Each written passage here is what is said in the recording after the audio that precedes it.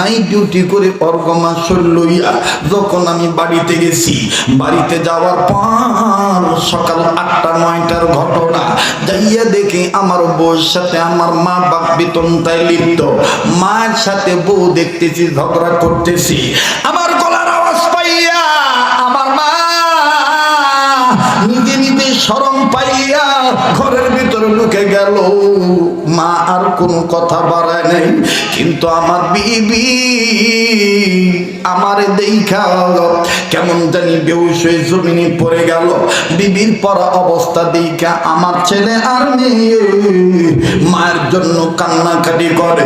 মনে মনে ভাবলাম, না জানি আমার মা বুঝি আমার বউরে কেমন মাইন্না মারছে, কি বকানা দিছে আমার বউর আজকে এই দুরবস্থা হয়ে গেছে। হুজুর অতি বিবির প্রলোভনে পড়িয়া, অতি বিবির ভক্ত হইয়া, বিবির অতি ভক্ত হইয়া আমি ভালো মন্দ যাচাই করি নাই। হুজুর আমার মা পান খাওয়ায় অভ্যস্ত ছিল, মা কথা যেন না বাদে আমার দেখা শরম পাইয়া মা আস্তে করে ঘরের ভিতর যাইয়া খাটের উপর বসিয়া পিছন দিকে পিঠ করিয়া ওই দিকে মুখ করিয়া মা আস্তে আস্তে পান বানায়। আমি ভালো মন্দ না জিজ্ঞেস করি, হুজুর পিছন দিকে যাইয়া এত জোরে মায়ের পিঠ বরাবর লাথি মাইরা দিল, তোর কারণে কোনো শান্তি পাই না। হুজুর যখন আমি মায়ের আঘাত করলাম, আমার মা খাট থেকে পড়ে গেল। মা জননীর চেহারাটা কেমন জানি কালো হয়ে গেল। হুজুর আমার মা কোনো বদুয়া দেয় নাই, মায়ের খালি কান্দার ডাক দিয়ে বলে, আল্লাহ ও আল্লাহ, এই পোলার পায়ের লাথি খাওয়ার আগে কেন আমার মরণ দিলা না। আল্লাহ আমার স্বামী দুনিয়া নাই, এই ছেলেকে এতিম করে আমার স্বামী চলে গেছে। আমি ওরে ছোটবেলায় কত কষ্ট করে মানুষের বাড়িতে কর্ম করেছি, কাজের বুয়া সেজেছি, আজকে আমার এই ছেলেটা আমার এইভাবে লাথি মারবো। গো আল্লাহ, ও আল্লাহ,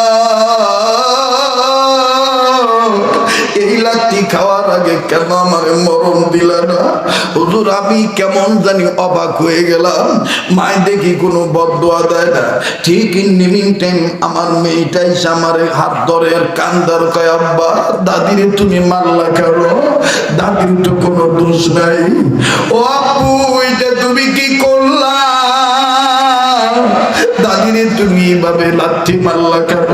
আমার মেয়েটা আমার সামনে তার দাদির কাছে যাইয়া বারবার কয়, দাদি কোন জায়গায় ব্যথা পাইছো? আব্বা বুঝে নাই। ও দাদি তুমি মানে কষ্ট নিও না। হুজুর আমার মা আমাকে আদ্রভাবে ঘর থেকে ধাক্কা দিয়ে বের করে দিল। দরজাটা লাগাই দিয়া মায়ের জননী খুব কান্দে আর ডাক দিয়ে বলে, আল্লাহ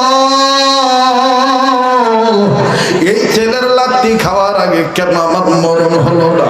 হুজুর এদিক দিয়া বিবি কেমন জানি জ্ঞান ফিরে আসলো। বিবি আমাকে আর মায়ের কাছে যাইতে দিল না। সারাদিন আমি আর আমার মায়ের কাছে যাইতে পারলাম না।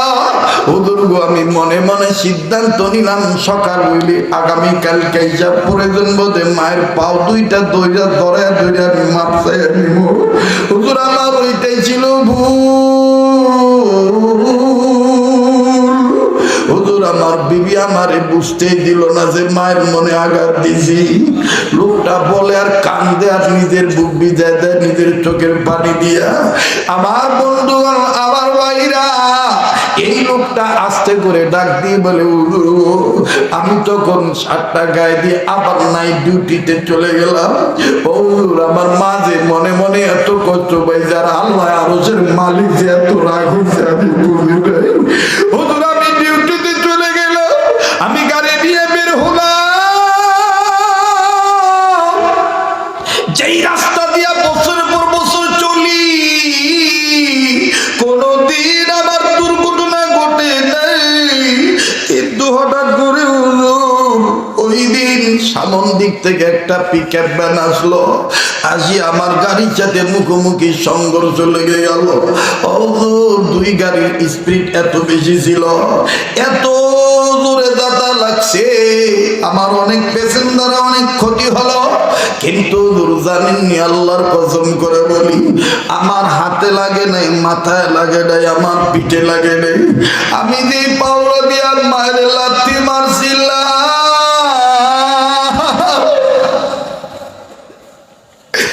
আমি যে পা দিয়া মায়ের লাথি মারছিলাম, আমার এই পাটা দেখতেছি যে আমার গাড়ির টিনের শীটের মধ্যে আটকা পড়ে গেছে, চাপা গায়ে রয়েছে। হুজুর অনেক লোক আইসা বলতেছে নিচে রক্তের বন্যা বয়ে যাইতেছে, তার মানে বুঝতে পেরেছি পাওটা আমার থেতলে গেছে। হুজুর তারপরে কি হয়েছে বলতে পারবো না। লোকগুলো আমাকে ধরাধরি করে নির্দিষ্ট জেলা সদর হাসপাতালে ভর্তি করে দিছে। হুজুর ডাক্তার আমার পাও রাখতে পারে নাই, পাটা আমার কেটে ফেলে দিতে হয়েছে। হুজুর সবচেয়ে আশ্চর্যজনক বিষয় হইল, জ্ঞান ফিরার পর হাসপাতালের বেডে কাটা পাও লইয়া চোখ মেলে দেখি যে বোর প্লবনে পড়িয়া মায়ের লাথি দিছি, আমার ওই কাটা পায়ের কাছে আমার বউ নাই। আমার ওই জনম দুঃখিনী মা পায়ের কাছে মাথাটা ঠেকাইয়া কান্দের বলে, আল্লাহ ও আল্লাহ, আমি তো বলি নাই আমার এই বাবার পাওটা তুমি কাইটা ভালায় দিও, আমার এই ছেলেরে তুমি চিরতরে পঙ্গু বানায় দিও। আল্লাহ আমি এটা তো বলি নাই, আল্লাহ আমার ছেলে বুঝে নাই, আমার গায়ে আঘাত করে যে লাথি মেরেছে, আল্লাহ আমি তো কোনো বদদুয়া দেই নাই। ও আল্লাহ আমার এই বাবা যদি মারা যায়, কে আমার মা মা কে আমারে মা মা কুয়া ডাক দিবে। আল্লাহ তুমি আমার ছেলের বাঁচায় রাখো। হুজুর আমি সহ্য করতে পারি নাই, আমি আস্তে করে আমার বাম হাতটা মায়ের ঘাড়ের উপরে দিয়ে আগ্রহে টান দিয়ে কইলাম, মা আমারে মাফ করে দে। আমি বুঝি নাই তুই আমারে মাফ করে দে। আমার মা আমার বুকের সাথে মাথাটা ঠেকাইয়া চোখের পানি দিয়া বুক ভিজে দিয়া কান্দার বাবা, আমার কাছে মাপ চাইতে হইব না, তুই আমার মা কুইয়া ডাক দিস। আমার কলিজা ঠান্ডা হয়ে গেছে। বাবা রে তুই বুঝে শুনে চলবি বাবা, বাবা তোর বাবা নাই আমি তোর সবার, তুই আমার সব, আমার স্বামী নাই। এইভাবে আমার মা কান্দে, আর আমি আমার মায়ের বললাম, মা তুমি কেমনে আসলা? বলে তোর ছোট মামার সহযোগিতায় আসি। কি ব্যাপার? আমাকে পারুলাই না, আমার ছেলে মেয়ে আসে নাই। বলে ওরা এখন আসার সময় পায় নাই। ওদের তখন আমি নিজে নিজে চোখের পানি ছেড়ে দিয়ে আল্লাহরে ডাক দিয়ে বললাম, আল্লাহ সেই বিবির কারণে মায়ের সাথে বেয়াদবি করলাম, ওই বিবি এখনো আসার সময় পায় না। আর যে মা এত ব্যথা পাইছে, ওই মা নিজের ব্যথা নিজের মনে রাখে না, সব পানি মনে করে দিয়া মাফ করে দিয়া ছোট মামার সহযোগিতা নিয়ে আমার কাছে এসে, আল্লাহ আমারে তুমি মাফ করে দাও, আমি বুঝি নাই। ও যুবক বন্ধু, এরকম কত ভাই আমরা আছি। এই ইমাম আজম আবু হানিফা রহমতুল্লাহ, খুব খেয়াল করবেন, এখন তো হাসতেছেন, একটু পরে এমনি কাঁদবেন। এই যে আইতেছে কথা, শুরু করবো। এই ইমাম আজম আবু হানিফা রহমতুল্লাহ কিতাব মোতালা করতেছেন, ওই আয়াতটা পড়তেছেন। কোন আয়াত? ইন্নাহু লাকুরআনুন কারীম। মাঝখান দিয়া পিছন দিক দিয়া ওনার বাড়ির গৃহ পরিচারিকা, কাজের বুয়া, সরি কাজের একজন লোক এসে ডাক দিয়ে বলতেছেন, হুজুর আপনার মা আর আপনার বাবা যেই লাগছে, আপনার বাপের তো দেখতাছি মেজাজ গরম হয়ে গেছে গা, এই আপনার মারে মনে হয় আকতা কর কই আলাইতেছে। আকতা বুঝেন? বুড়া বুড়ি লাগলে অনেক সময় কয় না, তোর লইয়া খাইনি না, এরকম কয় না বুড়া বুড়ি? কয় যৌবনটা শেষ, তোর লইয়া খাই না। এই যে মুক্তি সাহেব বইয়ে রয়েছে, আরো মুক্তি আছে, আমাগো দেশ গ্রামে কিন্তু অনেক মা বোন অনেক বাপ ভাই যোগের ঠেলায় আদর করে কয় তোর লইয়া আমার মন ওই চায় না সংসার করতে, তোর লইয়া খাই না। আবার 2 দিন বাদে কয় লাইলি বেশরমার ঘরের বেশরমা, বেহায়ার ঘরে বেহায়া। তুই কি জানো এই যে ঠাট্টা করে কইছ যে তোর লইয়া খাই না, তোর বউ সেই সময় গেছে গা। সাবধান সাবধান, 3 কথা কওয়ার পর আর কোনো মাতবরি চলে না। 3 কথা কোনটারে কয়? কবুল কবুল। দাদা কথা ঠিক না? কয় কথা? কথা কয় না। কবুল কবুল কবুল। যারা কও নাই আল্লাহ পাক তাদেরকে সহিভাবে কবুল দান করে। বিয়া শাদীর দরকার আছে না মিয়া ভাই? বিয়া শাদীর দরকার আছে না? তো এইবার হুজুরে ডাক দিয়ে কয় কি কইলা? আমগো আব্বাই এই কথা কইতে চাইতেছে। কয় কইছে? কয় না ওহনো কয় নাই, ওহনো কয় নাই। ক বাপ হুজুরে গেছে। শুনতাছেন আপনারা? হ্যাঁ হুজুরে গেছে যে কয় আব্বা আসসালামু আলাইকুম। কি হইছে আব্বা আপনার এই বুড়া বয়সে? মায়েরে কি কইতে চাইতেছেন? কয় তোর মায়েরে কইয়া দিছি, তোর মায় আমার লগে হুদাহুদি কথা বন্ধ করে দিছে। ফজরের টাইম পর্যন্ত আজান পর্যন্ত সময় দিছি। ফজরের আজানের মধ্যে যদি তোর মায় আমার লগে হাইদ্যা কথা না কয়, এই মুহূর্তে যদি ফজরের আজান দিয়া ফেলায় তাহলে তোর মায়ের আর তালাক দেওয়া লাগবো না, অটো 3 তালাক কইয়া যাইব। বুঝছেন? কিন্তু আচ্ছা ফজরের আজান পর্যন্ত টাইম দিছেন আব্বা? হ্যাঁ। মা কি কথা কইব না? কয় তোর মা কইছে ফজরের আজান কে, মাগরিবের আজান দিল বলে কথা কইব। কিছু গাত্তারা বেডি আছেন এরকম। হ্যাঁ। আর মাদারীপুর রাজর থানার মহিলারা হইলে তো কথাই নাই। দিয়ে 1 বস্তা লোয়ার ধান্দা থাকে 3 বস্তা। কথা কয় না। হ্যাঁ। মা গো এই কাজ কইরেন না, মা এই কাজ কইরেন না মা। আল্লাহ রসুল সাল্লাল্লাহু আলাইহি সাল্লাম বলেছেন আল্লাহর পরে যদি কোনো নারীকে সেজদা দেওয়ার হুকুম থাকতো তাইলে আপন আপন স্বামীকেই সেজদা করার হুকুম আমি রসুল দিতাম। স্বামী এত মর্যাদা। সুবহানাল্লাহ। মুসলমান ভাইরা আমার বন্ধুগণ, আর ইমামে আযম আবু হানিফা দ্রুত গতিতে মার কাছে চলে গেলেন। মাকে যাইয়া ডাক দিয়ে বলতেছেন মা গো, ও মা তুমি এই বৃদ্ধ বয়সে বুড়া বয়সে তুমি কি শুরু করেছো? আব্বারে তুমি রাগাই দিছো কেন? আর তুমি এত মন খারাপ করছো কেন? ও মা তুমি আব্বার সাথে কথা বলো না। আব্বারে ডাক দিলেই তো আব্বার কসম ভাঙ্গা যায়। আব্বাই কইছে ফজরের আজানের সময় পর্যন্ত সময়, ফজরের আজানের আগে যদি তুমি কথা কইয়া ভালো তাইলে তো আর তালাক হয় না। ও মা তুমি আব্বারে ডাক দাও না। ভদ্র মহিলা ডাক দিয়ে বলতেছেন ও গো আমার সন্তান, তোর বাবারে বইলা দিছি 1 ফজর আজান কেন, মাগরিবের আজান দিন আমি কথা বলবো না। যা যা আমি যা বলার বলে দিয়েছি। আবার ইমামে আযম আবু হানিফা রাহমাতুল্লাহি আলাইহি, আমার বন্ধুগণ আমার ভাইরা ওই সময় এইরকম ঘড়ি ছিল না। ইমাম আযম আবু হানিফা রাহমাতুল্লাহি আলাইহি উনি সময় নির্ধারণ করলেন এখন রাত্র কতটা বাজতে পারে। ইমাম আযম আবু হানিফা বুঝতে পারলেন এখন রাত্র 12টা বেজে 1টা শেষ হয়ে গেছে, 2টা ধরল। ইমাম আযম আবু হানিফা শেষবারের মতন আবার বাবার কাছে গেছি। ও বাবা, মায়ের ডাক দেন না, নীলা জামগানা। আপনি যদি এইরকম বুড়া বয়সে রাগ করে তাইলে মানুষ জানলে করবে কি, মানুষ জানলে বলবে কি? বাজান কোন মতে বাবার মেজাজ ঠান্ডা হয় না। আবার গেছেন মায়ের কাছে, মাও বলে একই কথা, না আমি বলবো না। তোর বাপেরে বইলা দিয়ে ফজর আজান দিল আমি কথা বলবো না। আবার ইমামে আযম আবু হানিফা এবার মার কাছে সামনে সামনে যাইয়া নিজের মাথার আমার বন্ধুগণ টুপিটা খুলে ক্যাপটা খুলে মাকে ডাক দিয়ে বললেন, মা গো, দুনিয়ার অনেক মানুষ সমস্যায় পড়লে আমার কাছে আসে, আমি কোরআন হাদিস দিয়ে সমাধান করে দিই। ওই মা,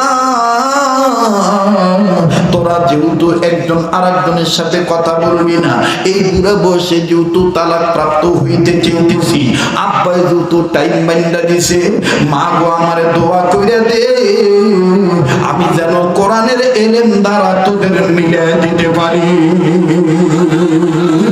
আওয়াজ দিয়া বলেন না সুবহানাল্লাহ। ইমামে আজম আবু হানিফার মা ডাক দিয়ে কয়, কেমন করে মিলাবি? ইমামে আজম আবু হানিফা ডাক দিয়ে বলতেছেন, মা গো, আল্লাহ রাসূলের কওল যদি, আল্লাহ পাকের রাসূলের কওল যদি সত্য হয়ে থাকে, তাইলে অবশ্যই আমি পারবো মা কোরআনের এলেম দ্বারা। যেহেতু রব বলেছেন ইয়াসিন ওয়াল কোরআনিল হাকিম, আল্লাহু আকবার। আবার বলেন আল্লাহু আকবার। বাজান রে, কেউ এদিক সেদিক নজর দিবেন না, একটু বাজান এদিকে ওদিকে তাকাবেন না, খেয়াল করবেন না। আমার বন্ধুগণ গভীর মনোযোগী হয়ে কথাগুলি শোনা চাই। ইমামে আজম আবু হানিফা রাহমাতুল্লাহ আলাইহি মায়ের ডাক দিয়ে কয়, মা গো, দে না মা আমার মাথায় একটু ফু দিয়ে দে, দে না মা আমার মাথায় একটু হাত দিয়ে দে। এ যুবক খুব খেয়াল করে শুনবি, যত বড় বিদেশে যাও না পোলা হস না কেন, যত বড় শিক্ষিত হস না কেন, যত বড় বক্তা হস না কেন, বাজান রে, যদি তোর মা তোর প্রতি নারাজ থাকে, আল্লাহ কিন্তু নারাজ হয়ে যাবে। এর যুবক মায়ের দোয়ায় কান হইয়া যায়, মায়ের বদদোয়ায়ও কিন্তু কপাল পুড়িয়ে যায়। কথা বলেন ঠিক না বেঠিক? দুনিয়ায় যাদের মা নাই, তাদের মতন বড় দুঃখী কিন্তু আর কেউ নাই। দুনিয়ায় যাদের বাবা নাই, তাদের মতন বড় অভাবী কিন্তু আর কেউ নাই। বাবা, একটু খেয়াল করে কথাগুলি শোনা চাই। কান্না না আসলো কান্নার ভান ধরবে, কান্নার অভিনয় করলো আল্লাহ মাফ করে দিবে। আমার দিন বলে আজকের মজুমদার কান্দি এই মাদ্রাসার মাহফিলে দোয়া আল্লাহ রব্বুল আলামিন কবুল করবেন। আমার মাওলা আজকের দোয়াগুলি ফেরত দিবে না। ও বাজার নাকটার মধ্যে কেমন জানি আল্লাহ ওনাদের গ্রান আসতেছে। এখানে আমি আপনি গুনাহগার হতে পারি, কে জানি আল্লাহ হয়ে বসে আছি। ওই একজন আল্লাহ উসিলায় আমার আল্লাহ রাব্বুল আলামিন আমার আপনারে মাফ করে দিতে পারে রে বন্ধু। দুনিয়া কিন্তু থাকার জায়গা না বাবা। এইবার ইমাম আজম আবু হানিফা রাহমাতুল্লাহ আলাইহি মায়েরে বলতেছেন, মা গো, দে না মা আমার মাথায় একটু ভু দিয়ে দে, দে না মা আমার মাথায় একটু পোছা দিয়ে দে, আমি যেন তোর দোয়ার দর বরকতে কোরআন হাদিসের এলেম দ্বারা তোদের যেন আমি এই শেষ বয়সে মিলিয়ে দিতে পারি। ও বাবা, এবার মায় আস্তে করে আমার বন্ধুগণ মন খারাপ নিয়ে ছেলের মাথায় একটু পোছা দিয়ে দিল। আরশের মালিক ডাক দিয়ে কয়, রাগ কইরা দেস আর যেমনি দেস, আমি আল্লাহ তুই মায়ের দোয়ার বরকতে তোর পোলারে কবুল কইরা নিলাম।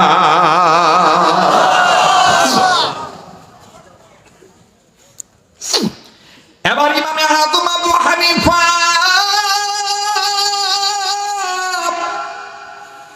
আবারও সময় নির্ণয় করলেন, সময় পর্যবেক্ষণ করলেন।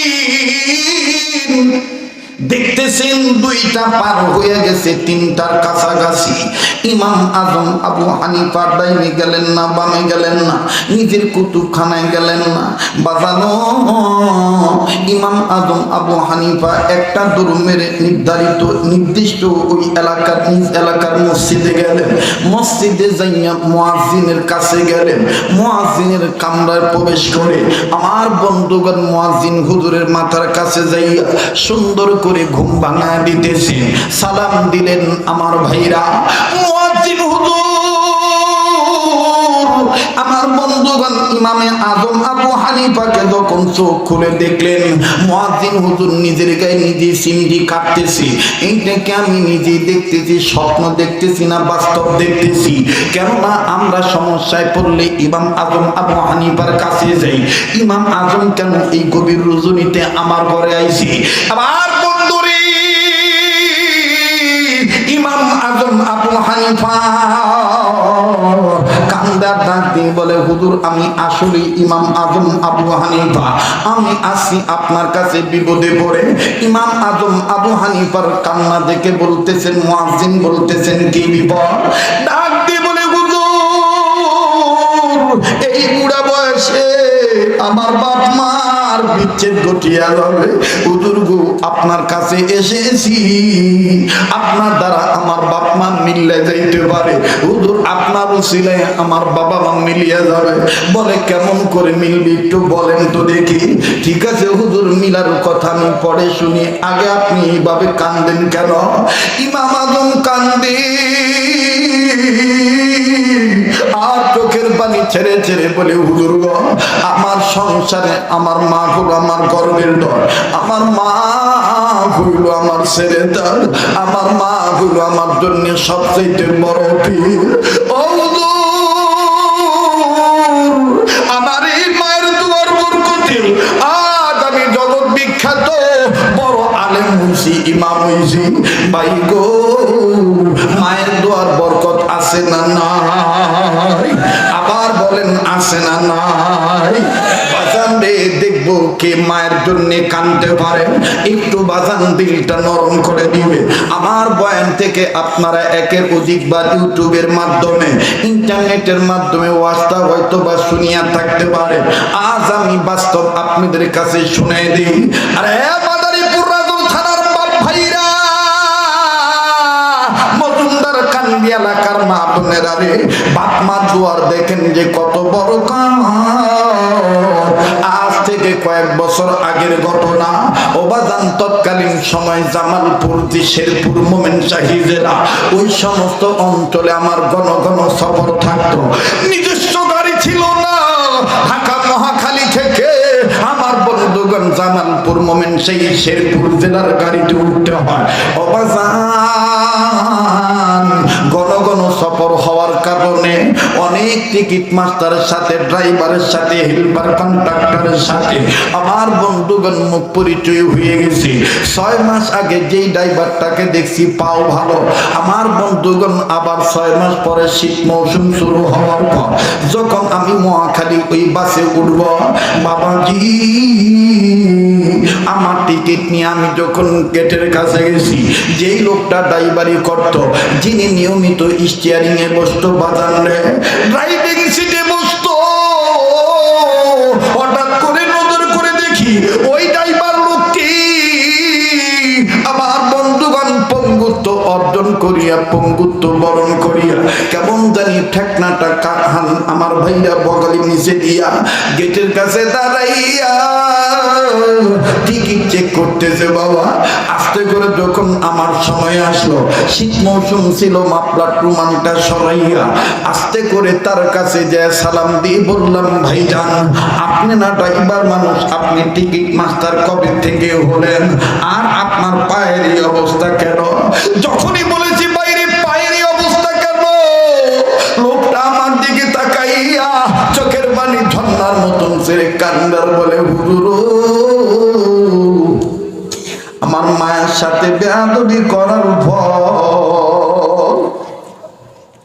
ডেকে ডেকে বললাম, ভাই কাঁদেন কেন, কি মায়ের সাথে বেয়াদবি করেছেন বুঝলাম না। বলে হুজুর এই পাও দিয়ে আমি মায়ের লাথি মারছিলাম, যার কারণে আল্লাহ সহ্য করে নেই, আমার এই পাওটা আল্লাহ পাক কাইরে নিছে। আবার বাইরে শোনার পর লোকটা আমাকে ডাক দিয়ে বলতেছে, হুজুর যদি একটু সময় দিতেন আমি আপনার এই ঘটনাটা খুইলা বলতাম। অবাজান জানি না এই মজুমদার কান্দি এই এলাকায় এই মাহফিলে কে মা হারায় বইছেন গো বাবা, কে বাবা হারায় বইছেন বাবা। বাদান রে আদৌ যখন বাড়ি থেকে বের হব, জনম দুঃখিনী মা আমার ডাক দিয়ে কয় বেটা কোথায় মাহফিল? আমি বললাম মা গো মাদারীপুর জেলায়। বলে তুমি না বলছো এই বছর দূরে যাইবা না? রাস্তাঘাটের অবস্থা ভালো না, অনেক কুয়াশা। ও বাবা তুমি সাবধানে গাড়ি চালাইতে বইল ড্রাইভারকে। বিশ্বাস করবি কিনে দাঁড়িয়ে দেব, রাত্র গভীর যতই হয়ে যায় আপন বাড়িতে যাইয়ে দেখি প্রাণের বিবি ঘুমায়, প্রাণের ছেলে মেয়ে সবাই ঘুমায়, কিন্তু জনম দুঃখিনী মা চেয়ারটা নিয়ে জানালার পাশে বইসা বইসা থাকে। যেই হরেন যেই গাড়ি যেই হরেন বাজায় মা মনে করে এটা আমার পোলার গাড়ি। এইভাবে মা সারা রাত পার করে দেয়। অনেক সময় সকালবেলা যায় দেখি মা ঘুমায় না। দরজা খুলে যদি বলি গো মা তুই কি ঘুমাস না? মা আমার কান্না কান্না বাপ নিয়ে ডাক দিয়ে কর বাবা রে, ও বাবা তুই আমার বড় ছেলে, তুই বাইরে থাকলে আমার ঘুম ধরে না রে বাবা। তোর যদি কিছু হয়ে যায় আমার কে মা খুঁয়া ডাক দিবি? আমার বাইরে বেচারি রে এই ময়দানে কার মা নাই, কার বাবা জানি দুনিয়া নেই রে বাবা, কার মা বাপ যেন কবর থেকে কান্দার ডাক দিয়ে বলে পুত্রে জিরে মা ফেলে গেলি, আমাদের জন্য একটু দোয়া করলি না বাবা, আমাদের জন্য একটু কান্নাকাটি করলি না? ও বাবা কবর আইসা খবর পাইলাম দুনিয়ায় যদি কোনো ছেলে মেয়ের বাপ মার জন্য কান্নাকাটি করে দোয়া করে, ছেলে মেয়ের দোয়ার উসিলা বাপ মা কবর আযাব আল্লাহ মাফ করিয়ে দিবে।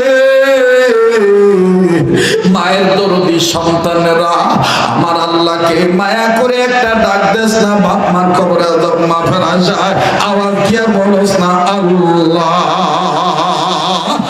দেনা ভাই দেনা, মায়া লাগায় বলস না আল্লাহ।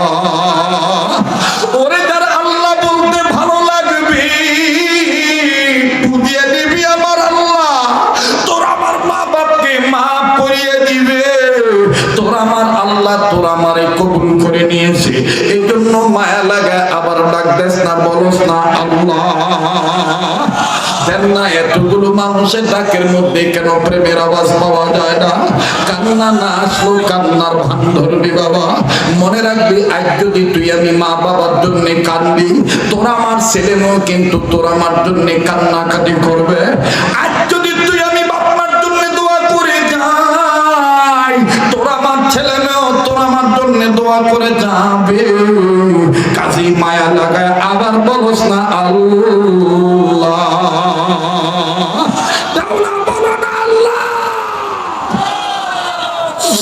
ও আল্লাহ তোমার কি মায়া লাগে না? ও মাবুদ দেখো পিতা মাতার সন্তানরা কেমন করে তোমাকে মায়া করে আল্লাহ বলে ডাক দেয়। এবার বাজার দিয়ে ওই পঙ্গু লোকটি ড্রাইভারটি কান্দার ডাক দিয়ে বলে হুজুর গাড়ি ছাড়তে আরো ঢের সময় বাকি আছে, যদি একটু সময় দিতেন আমি আপনার আমার এই বেদবির কথাটা জানাইতাম। লোকটা বলে আর কান্দার ডাক দিয়ে বলে হুজুর এর আগে বলেন তো দেখি আমার আল্লাহ আমারে মাফ করবনি। আমি বললাম ভাই বলেন না কি হয়েছে আগে বলেন তো দেখি। লোকটা ডাক দিয়ে বলে হুজুর আমি নাইট ডিউটি করি, নাইট ডিউটি করে অর্গমাস লইয়া যখন আমি বাড়িতে গেছি, বাড়িতে যাওয়ার পর সকাল 8টা-9টার ঘটনা, যাইয়া দেখি আমার বউর সাথে আমার মা বাপ বেতনটায় লিপ্ত, মায়ের সাথে বউ দেখতেছি ঝগড়া করতেছি। আমার গলার আওয়াজ পাইয়া আমার মা নিজে নিজে শরম পাইয়া ঘরের ভিতরে ঢুকে গেল।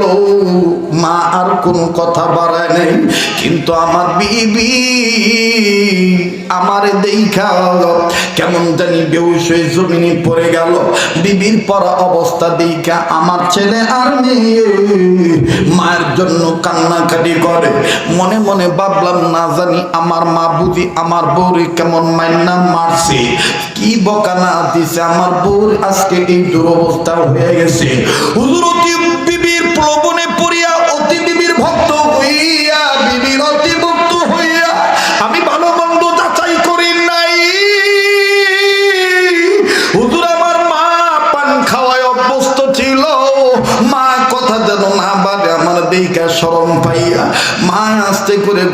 ভিতর যাইয়া খাটের উপর বসিয়া পিছন দিকে পিঠ করিয়া ওই দিকে মুখ করিয়া মায় আস্তে আস্তে পান বানায়।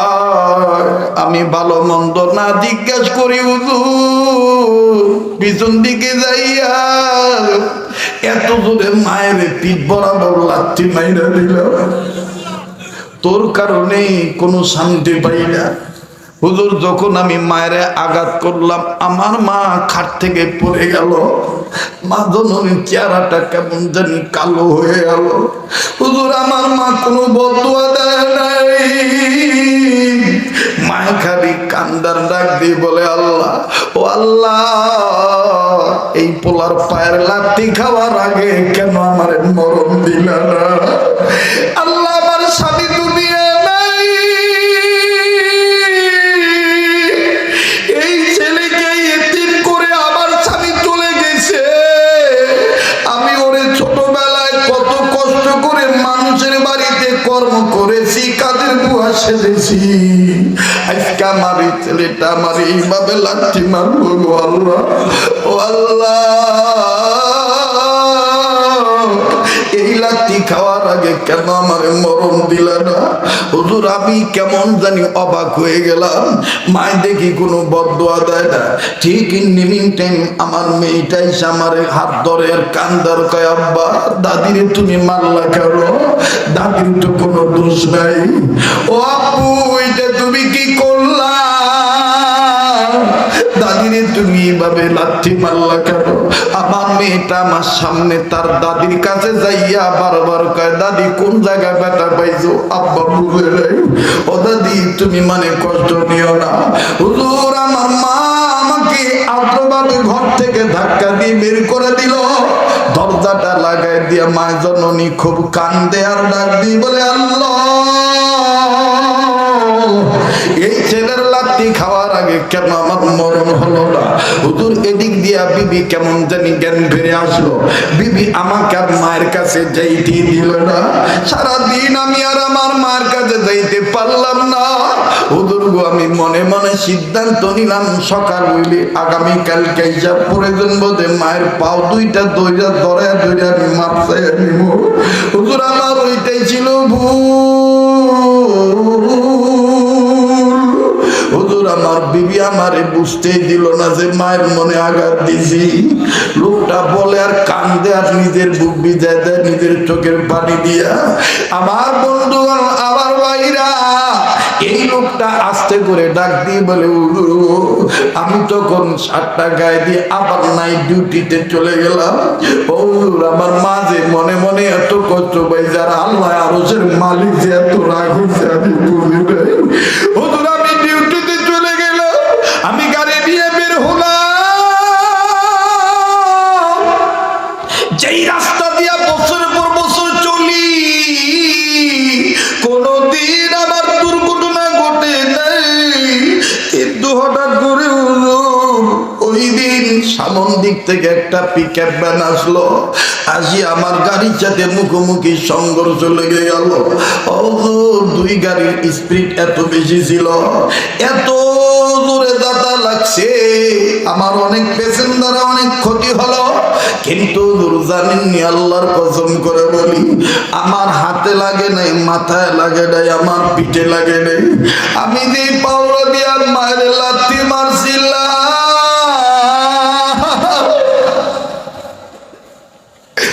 আমি যে পা দিয়া মায়ের লাথি মারছিলাম, আমার এই পাটা দেখতেছি যে আমার গাড়ির টিনের সিটের মধ্যে আটকা পড়ে গেছে, চাপা গায়ে রয়েছে। হুজুর অনেক লোক আইসা বলতেছে নিচে রক্তের বন্যা বয়ে দিতেছে, তার মানে বুঝতে পেরেছি পাওটা আমার থেতলে গেছে। হুজুর তারপরে কি হয়েছে বলতে পারবো না। লোকগুলো আমাকে ধরাধরি করে নির্দিষ্ট জেলা সদর হাসপাতালে ভর্তি করে দিছে।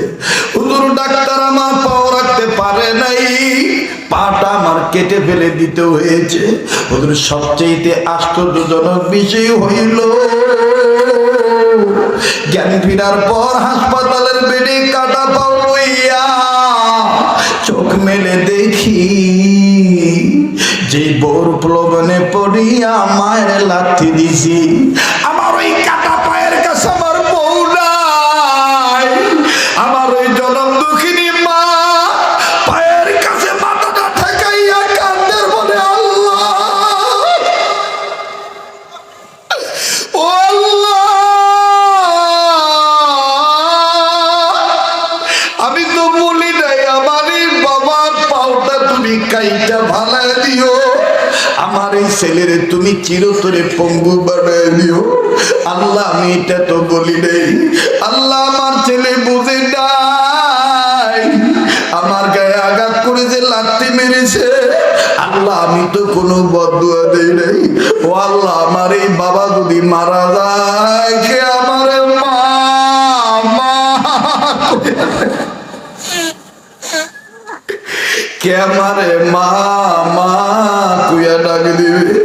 আল্লাহ তুমি আমার ছেলের বাঁচায় রাখো। হুজুর আমি সহ্য করতে পারি নাই, আমি আস্তে করে আমার বাম হাতটা মায়ের ঘাড়ের উপরে দিয়া আগ্রহে টান দিয়ে কইলাম, মা আমারে মাফ করে দে, আমি বুঝি নাই তুই আমারে মাফ করে দে। আমার মা আমার বুকের সাথে মাথাটা ঠেকাইয়া চোখের পানি দিয়া বুক ভিজে দিয়া কান্দার বাবা আমার কাছে মাপ চাইতে হইব না, তুই আমার মা কুইয়া ডাক দিস। আমার কলিজা ঠান্ডা হয়ে গেছে। বাবা রে তুই বুঝে শুনে চলবি বাবা, বাবা তোর বাবা নাই আমি তোর সব, আর তুই আমার সব, আমার স্বামী নাই। এইভাবে আমার মা কান্দে, আর আমি আমার মায়ের বললাম, মা তুমি কেমনে আসলা? বলে তোর ছোট মামার সহযোগিতায় আসি। কি ব্যাপার? আমাকে পারুলা এনে আমার ছেলে মেয়ে আসে নাই, বলে ওরা এখন আসার সময় পায় নাই। ওদের তখন আমি নিজে নিজে চোখের পানি ছেড়ে দিয়ে আল্লাহরে ডাক দিয়ে বললাম, আল্লাহ সেই বিবির কারণে মায়ের সাথে বেয়াদবি করলাম, ওই বিবি এখনো আসার সময় পাই না, আর এই মা এত ব্যথা পাইছে, ওই মা নিজের ব্যথা নিজের মনে রাখে না, সব পানি মনে করে দিয়া মাফ করে দিয়া ছোট মামার সহযোগিতা নিয়ে আমার কাছে এসে, আল্লাহ আমারে তুমি মাফ করে দাও, আমি বুঝি নাই। ও যুবক বন্ধু এরকম কত ভাই আমরা আছি, না বুঝিয়া মা বাবার সাথে বেয়াদবি করি, মা বাবারে কত দিস না রে ভাই। যার পক্ষে মা বাবা রাজি তার পক্ষে কিন্তু স্বয়ং আল্লাহ রাজি। কথা বলেন ঠিক না ব্যাধি?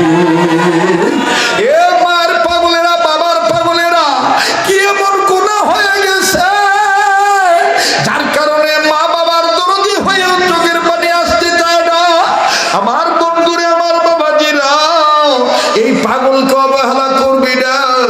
এই পাগলকে যেহেতু আল্লাহ তাআলা বারবার মক্কা মদিনায় নেয়, কয়েক বছর যাবত লাগাতার গোটা রমজান মদিনায় থাকা, ঈদ করে তারপরে দেশে আসি, কিছুক্ষণের মধ্যে বাজান কথাটা ফিনিশিং দিয়া তোর আমার মা বাবার জন্য কাবা দ্বারা হাত নিয়া আমি দোয়া করব, একটা ওয়াদা দিতে পারস নি?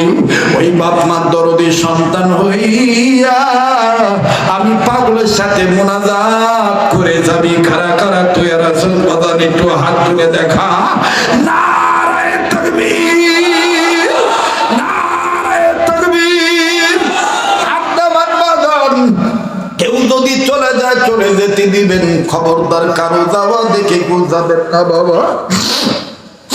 আজকের মাহফিলে আল্লাহ পাকের রহমত নাজিল হইতেছে, উম্মতের ওলামায়ে কেরাম মজমায় বসে আছেন, আলেমদের দেখেন কত বরকত, দেখেছি কত সাদা চুল সাদা দাড়ি লইয়া বুড়ারা কেঁদেছেন, কত তরুণ যুবকরা কেঁদেছেন, কত তলবেলেমরা কেঁদেছে। এই কান্নাকাটি আমার আল্লাহ আজকে ফেরত দিবেন না, রব্বে কাবা কবুল করবেন ইনশাআল্লাহ। বলেন না ইনশাআল্লাহ? আমার বাইরে ইমাম আজম আবু হানিফা এবার মুয়াজ্জিন সাহেবের মাথায় সুন্দর করে আদ্রভাবে হাত দিয়ে চোখের পানি ছেড়ে কান্দের আমার এই মা যদি বৃদ্ধ বয়সে তালাক প্রাপ্ত নারী হইয়া চলে যায়, আমি কোন মায়ের চেহারা দেখে কবুল হজের সওয়াব কামাই করব? ও হুজুর, আমি আপনাকে বলতে চাই, যেহেতু আপনি আমাদের মহল্লার মসজিদের হুজুর, হুজুর আব্বা সবাই বলছি ফজরের টাইম পর্যন্ত টাইম, ফজর আজানের মধ্যে কথা না বললে মা 3 তালাক হয়ে দেব। হুজুর আমি কোরআন হাদিস মৈথুন মন্থন করে এসেছি, ও হুজুর আমি কোরআনের এলেম নিয়ে এসেছি। আমি বুঝতে পেরেছি আমার মা তো সব আজান মনে রাখে না, আমার মা বুঝতে পারবেন এটা কোন আজান। আর সবচেয়ে বড় কথা হইল আমাদের সমাজে তাহাজ্জুদের আজান নাই। হুজুর আপনি তাহাজ্জুদের আজান দিয়ে দেন, মায় মনে করব ফজরের আজান, মায় ফজরের আজান মনে কইরা দীর্ঘদিন যেহেতু স্বামীর সাথে ঘর সংসার করেছি, আমার বাবার কাছ থেকে বিদায় নেওয়ার জন্য বিদায় মুহূর্তে কথা কয়ে বিদায় হইব, মায় মনে করব ফজরের আজান। মায় যখন আব্বার লগে ফজর আজান মনে কইরা তাহাজ্জুদের আজান শুনা কথা কইব, বাবার কসম ভাঙ্গা যাইব, আমার বাবা মার সম্পর্ক টিকে যাবে। আওয়াজ দিয়া বলেন না সুবহানাল্লাহ, আবার বলেন না সুবহানাল্লাহ। ওরে দেখলে নবী পাগল হবি, দেখলে নবী পাগল হবি, পারবি না পারবি না মা সইতে পারবি না, তোর আমার আপন যিনি ঘুমায়াছেন মদিনা, তোর আমার আপন যিনি ঘুমায়াছেন মদিনা। বাবা শেষ করে দিই না আজান। আচ্ছা দিমু আগে ঘটনাটা শেষ করে লই। এই আজকে একটা লোকের মধ্যে কোনো অতিত্ব ভাব নাই, কথা কোন ঠিক কিনা? বলেন কবুল করার মালিককে, আবার বলেন কবুল করার মালিককে। এর কথাই কিন্তু আছে পুরান চাউল বাতে বারে, কথা কন না কেন? বাদান আপনারা যদি বলেন আমি বাকি কথাটা ফিনিশিং দিয়া যুবকদের অন্তরের আপনার আজানটা শুনাইমু, থাকবেন না যাইবেন গা? দেখি ঘুমাইছেন না জাগনা আছেন, একটু তাকবীর দিয়ে প্রমাণ করেন। নারে তাকবীর, নারে তাকবীর। আল কোরআনের আলো, আল হাদিসের আলো, কোরআন হাদিস যেখানে, আলেম ওলামা যেখানে, নারে তাকবীর। এবার বলেন সব চাইতে দামি পাতার নাম কি? ইন্নাহু লাকুরআনুন কারীম। এবার মুয়াজ্জিন সাহেব সুন্দর করে আমার বন্ধুগণ তাহাজ্জুদের আজান দিতেছে। বিশ্বনবী মুহাম্মদ সাল্লাল্লাহু আলাইহি সাল্লামের জীবনীতে পাওয়া যায় আমার আপনার নবী নিজেও অনেক সময় তাহাজ্জুদের আজান দিয়েছে। আর মুয়াজ্জিন যখন তাহাজ্জুদের আজান দিতেছেন, আল্লাহু আকবার, আল্লাহু আকবার। মক্কা মদিনায় কিন্তু এরকম তাহাজ্জুদের আজান। আমার গলা তোর তো ভালো না, একটু চেষ্টা করে দেখি, দেখবেন কি সুন্দর করে মায়া করে কয়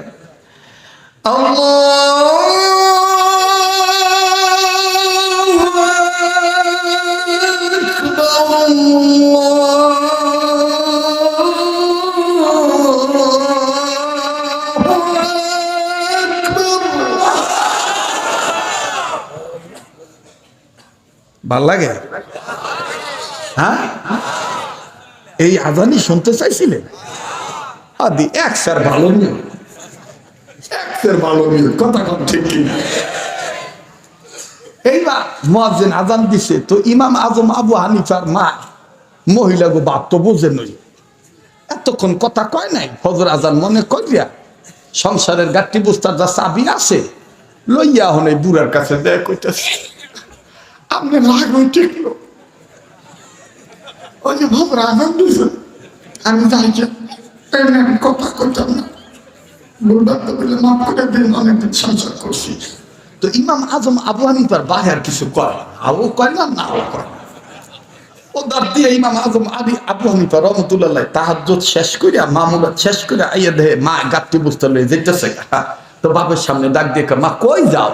ফজর আজান দিয়ে দিছি। আজান দিস ফজর আজান বলতে ভালো কথা কই তালাক হয়ে গেছে। আমি কি করছো মা? কথা বাহাত্তর বিদায় নিছি। এবার ইমাম আযম আবু হানিফা ডাক দেখো মা এটা ফজর আজান না, এটা তাহাজ্জুদের আজান। এটা দিয়ে ইমাম আযম আবু হানিফার বাহে কয় এই লেখকেই তো আমি আসসালাতু খায়রুম মিনান নাওম পাইলাম না।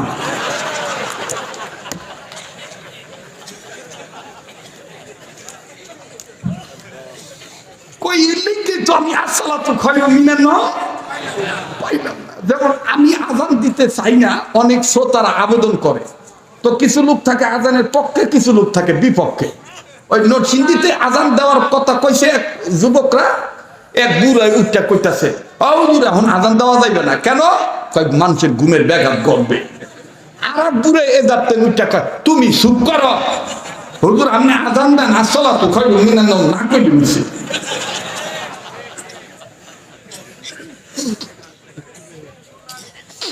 আজান দিতে পারি এক সত্যের বিনিময়ে, আজান খালি শুনে কানের মজা নিলে হবে না। আজান শুনে ৫ ওয়াক্ত নামাজ ঠিক মতো আদায় করতে হবে ইনশাআল্লাহ। তাইলে দিমু আমি কথাটাকে শেষ করে নাকি? ঠিক আছে না?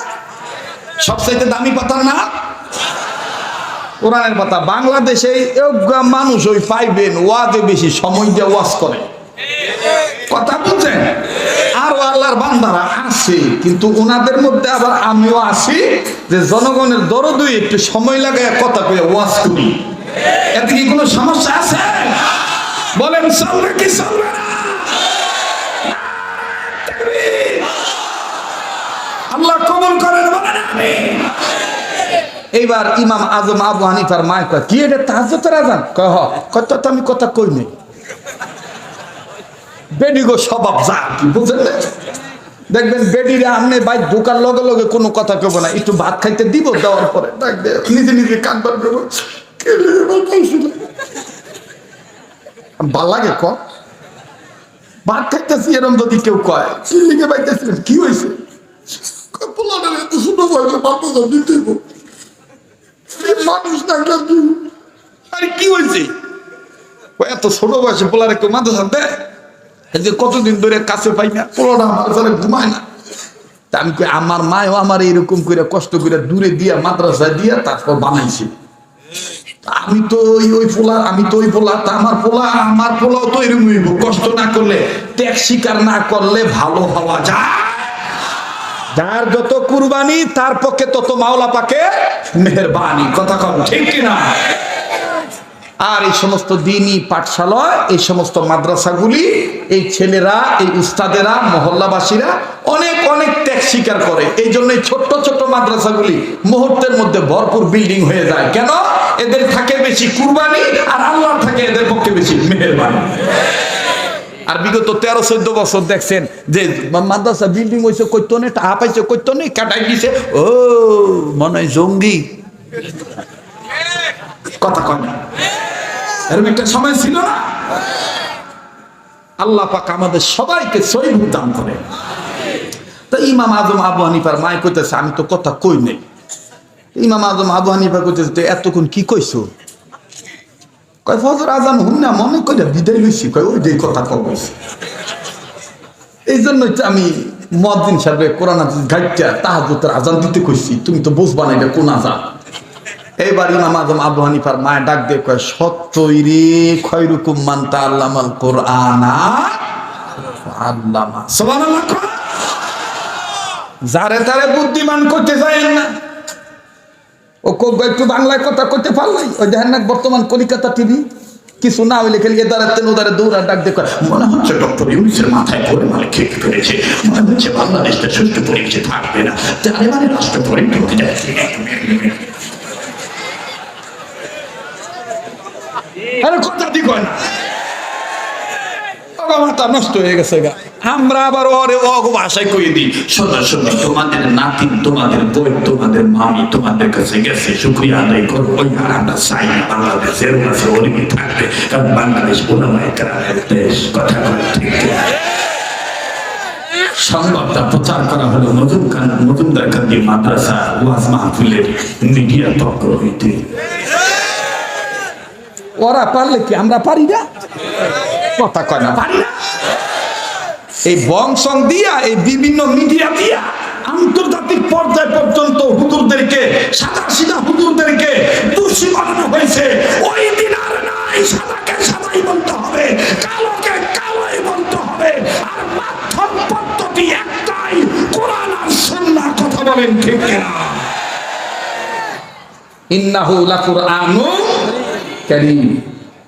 আমার ভাইরা, আমার বন্ধুগণ, এবার ইমাম আজম আবু হানিফার মা ইমাম আজম আবু হানিফার কাছে নিছে, বাপও কাছে আইছে। আইয়াম ইমাম আজম আবু হানিফারে মাঝখানে নিয়া বাপার মায় দুইজনে দুই সাইড থেকে সুমা দিয়া কয়, তোর মতন পোলা যে জামানায় থাকবো, যে দেশে থাকবো, ওই দেশের মানুষ দুনিয়াদার কোন কুশিক্ষিত মানুষের খপ্পরে পইরা ঈমান আমল নষ্ট করতে পারবে না।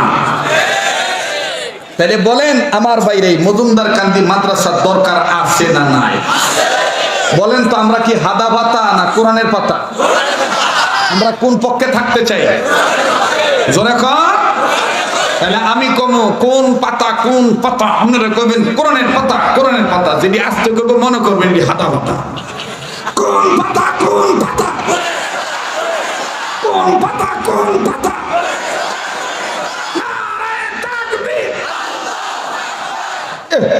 এ টু জেড একবারে গরম গরম হয়ে গেল। ঠিক আছে না? এখন দোয়া করে দিই নাকি? আজান দিতে হবে, আজান দিতে হবে।